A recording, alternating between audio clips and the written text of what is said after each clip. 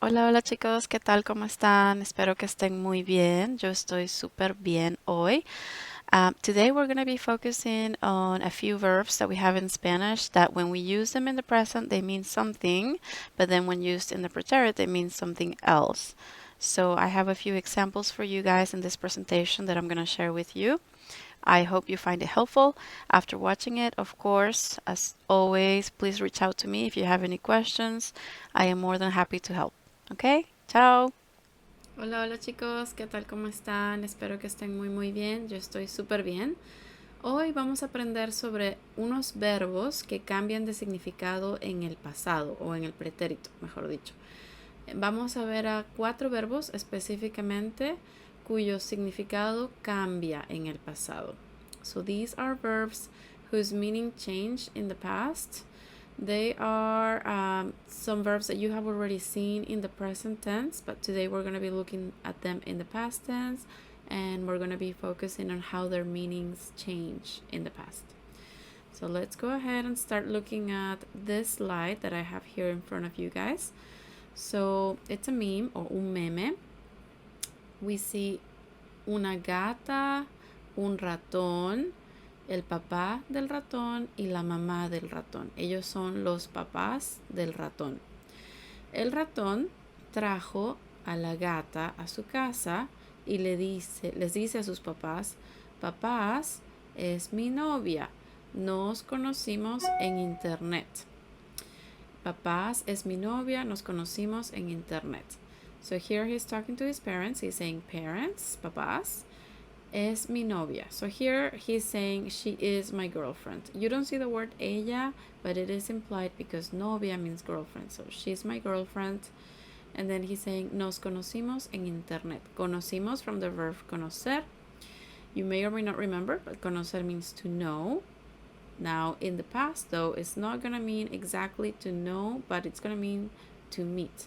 So here he's saying we met on the internet or we met online. Okay, so nos conocimos is the past tense in the nosotros form. So we met online. So that's how you can see that the verb conocer changes from to know to meet. Okay, so let's go ahead and look at those 4 verbs that I mentioned. So these verbs are conocer, that we just saw, saber. It also means to know, but it's different in the sense that we use it with facts or pieces of information, whereas conocer is used more with people or places that we're familiar with. Then third, we have poder, which means to be able to or can. And then querer, which is to want or to love, depending on the context. So, conocer, we said in the present it means to know, in the past or preterite it means to meet. So if I asked you, ustedes me conocen, what am I asking you? Can you guys guess? What does it mean, ustedes me conocen?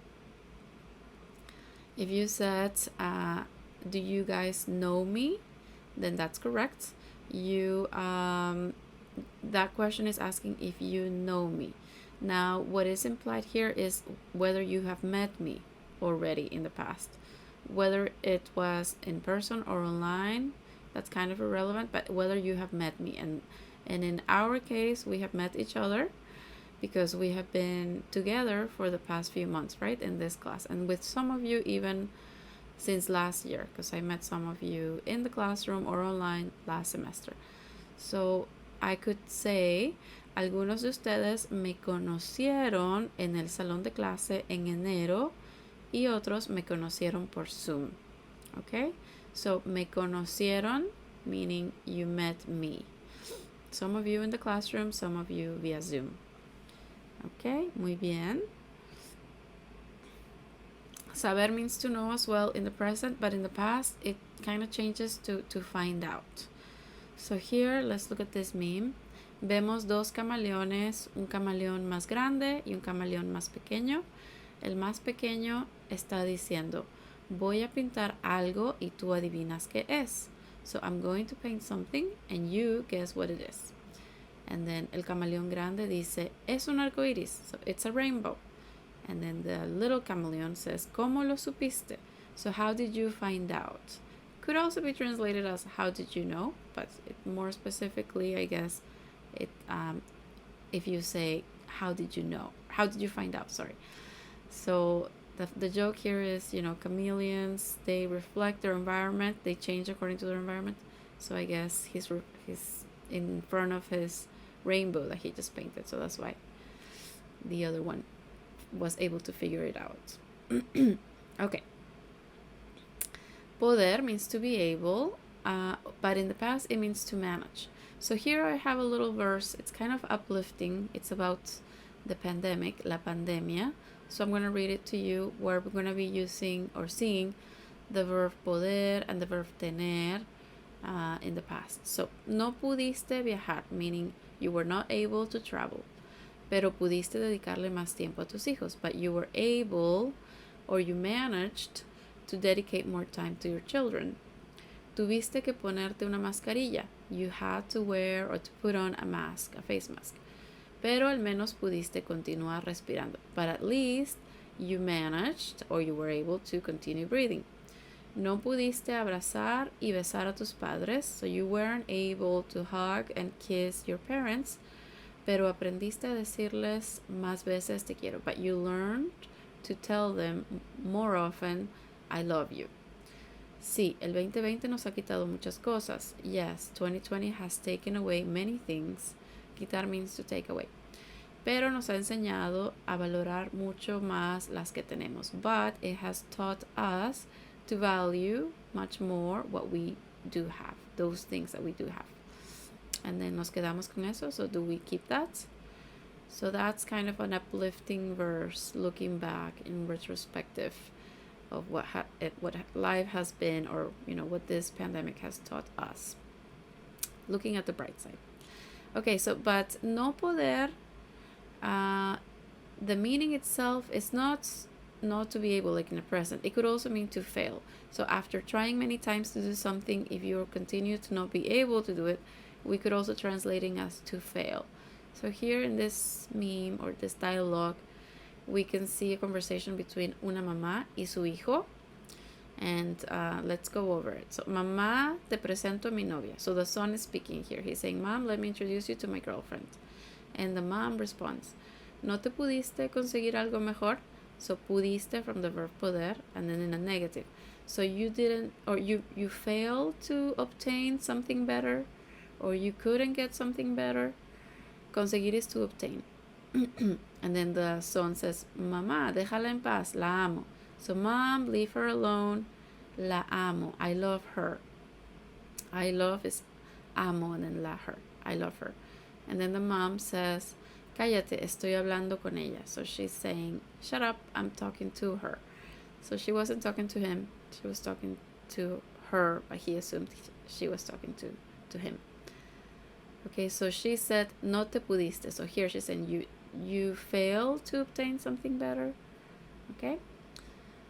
Querer is to want or to love, depending on the context, but in the past is to try. So here I picked this picture with Dalí and Gala. Dalí es un artista español. You have probably heard me talk about him before, because él es mi artista favorito. Y su esposa se llama Gala. Ella es su esposa, Gala. Dalí y Gala. Ellos son esposos.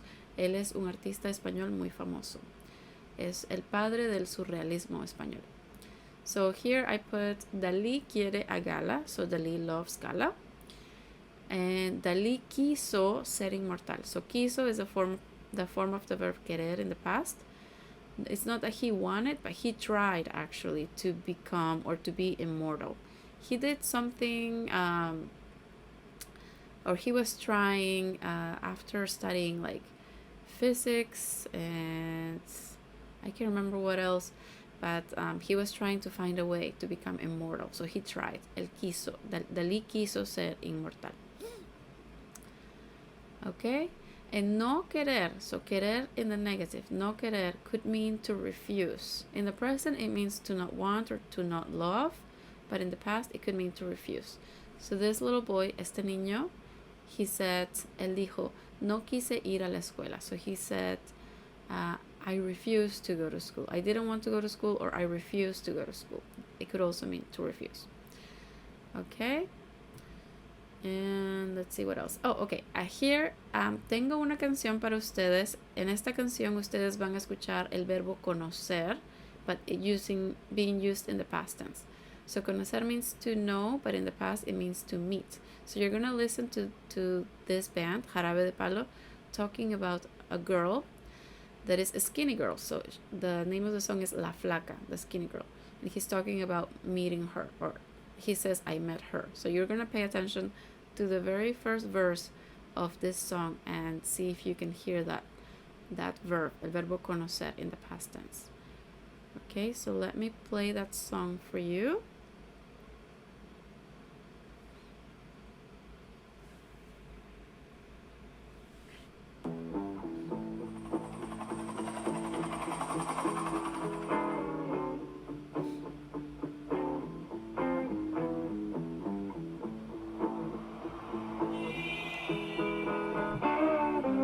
En la vida conocí mujer igual a la flaca, coral negro de La Habana, tremendísima mulata, 100 libras de piel y hueso, 40 kilos de salsa y en la cara 2 soles que sin palabras hablan, que sin palabras hablan. La flaca duerme de día, dice que así el hambre engaña, y cuando caiga mi noche baja a bailar a la tasca y bailar y bailar y tomar y tomar. Okay, so hopefully you understood some of those words, but specifically in the very first part of this clip, you heard the word conocí. Ok, chicos, eso es todo. Nos vemos pronto. Chao.